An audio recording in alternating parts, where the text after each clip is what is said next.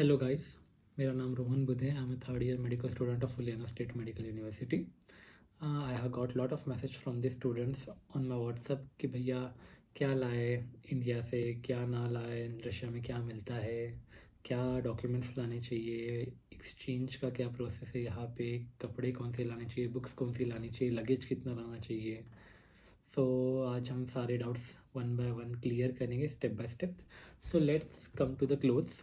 First, generally देखा जाए Russia बहुत ठंडी कंट्री है, तो यहाँ पे ठंड ऑलमोस्ट अक्टूबर से लेके अप्रैल तक रहती है और अच्छी खासी स्नोफॉल माइनस तक टेम्परेचर जाता है. तो उस हिसाब से मैं सजेस्ट करूँगा कि एक प्रॉपर स्वेटर लाया जाए, जैकेट लाया जाए ऑलमोस्ट जो माइनस का टेम्परेचर झेल सके. लंबे सॉक्स लाए जाए, छोटे सॉक्स मत लाइएगा. जीन्स लाइए, प्रॉपर थर्मल्स लाइए, इनर लाइए, कॉटन के कपड़े लाइए. ये बहुत नेसेसरी चीज़ें होती है ठंड से सेफ रहने के लिए. ईयर मफलर लगेगा आपको, एक कैप लगेगी, ये सारी चीज़ें.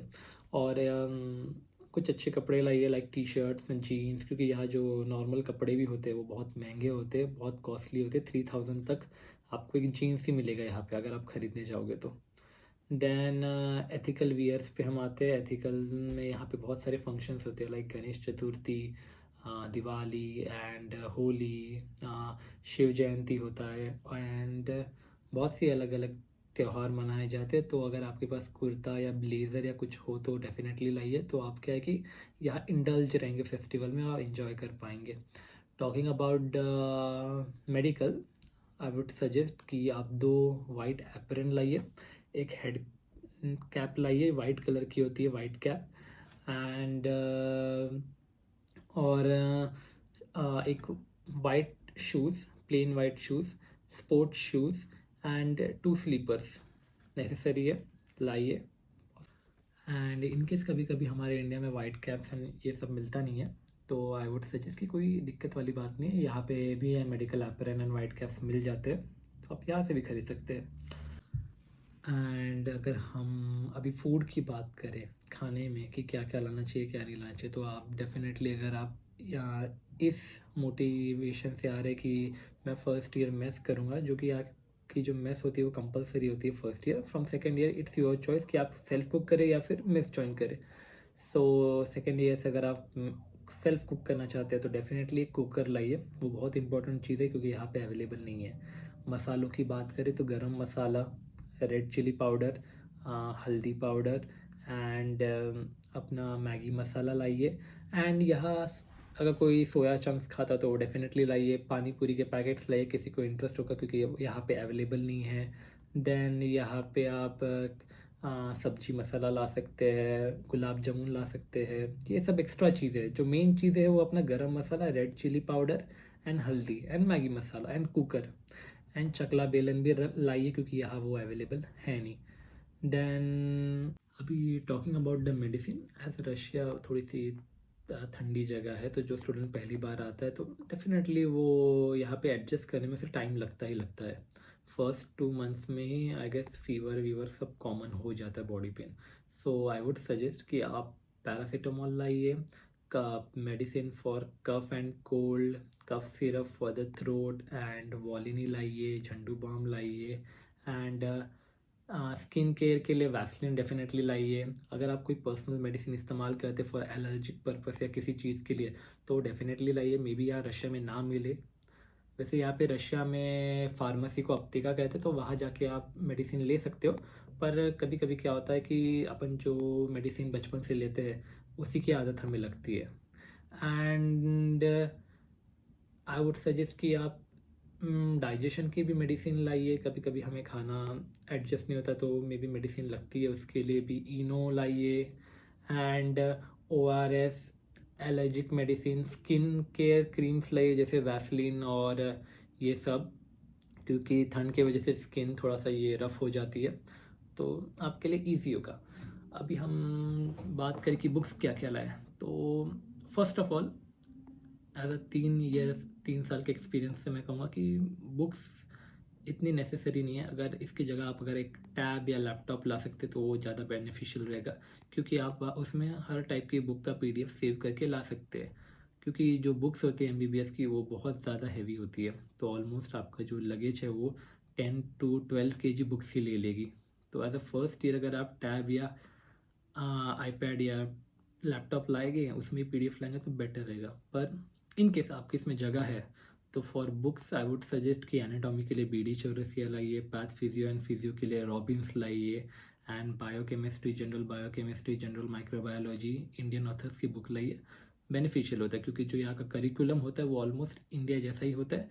तो अगर आप थोड़ा पढ़ लोगे इंडिया के बुक्स के हिसाब से और यहाँ पे आंसर दोगे तो भी आप आसानी से स्कोर कर सकते हो। एंड और देखिए एट लास्ट तो मैं ये नहीं बोलूँगा कि 100% रशिया का करिकुलम इंडिया जैसे होता है, ऑलमोस्ट थोड़ा डिफर होता है। पर हम जब 4th या 5th ईयर में जाते हैं तो हमें प्री प्लैडर या मैरो का सब्सक्रिप्शन लेना ही पड़ता है, तो वो तो नेसेसरी है, वो हम आगे देखेंगे।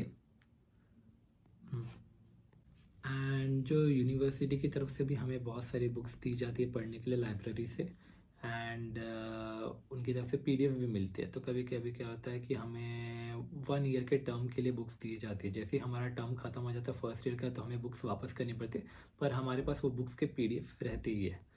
तो इतना ज़्यादा बुक्स लाने से अच्छा कि अगर आप लैपटॉप या टैब लाए तो वो बेटर रहेगा, आपकी चॉइस रहती है एट लास्ट सब।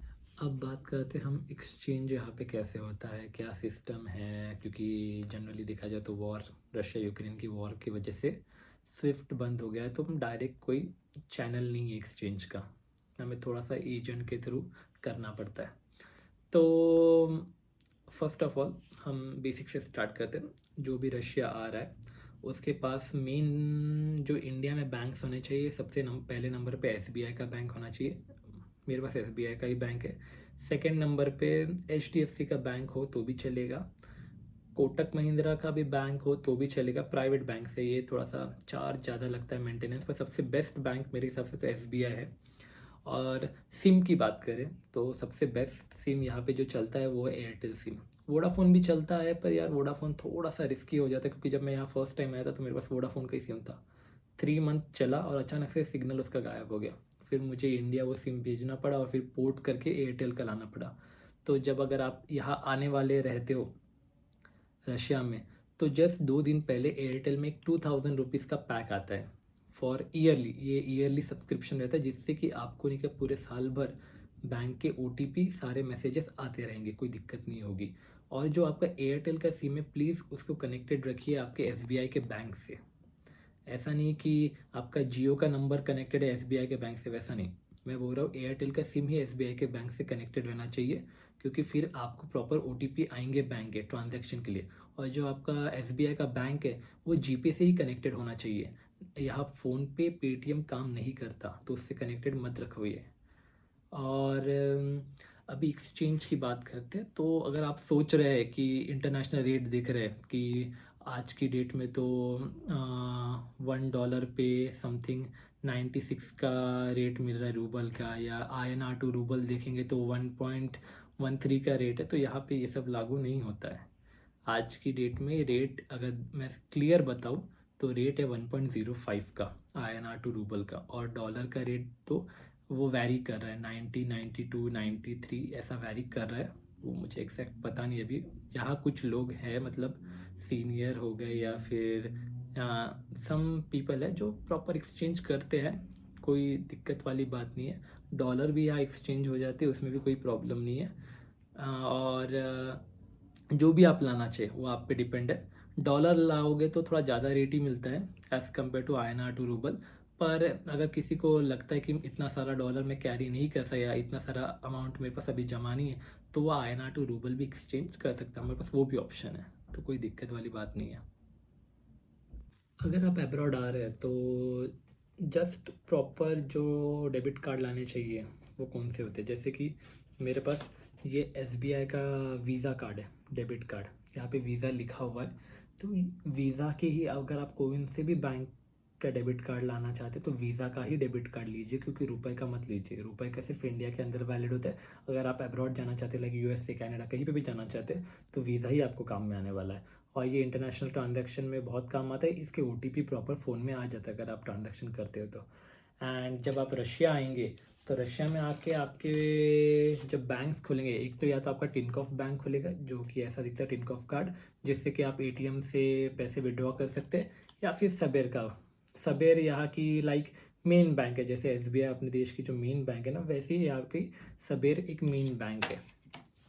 तो यहाँ पे क्या होता है कि हम इंडिया से पैसे भेजते हैं something USD to like INR to USD and USD to then roubles, ऐसा कुछ तो भी कन्वर्जन होता है जो सीनियर्स करते हैं यहाँ पे।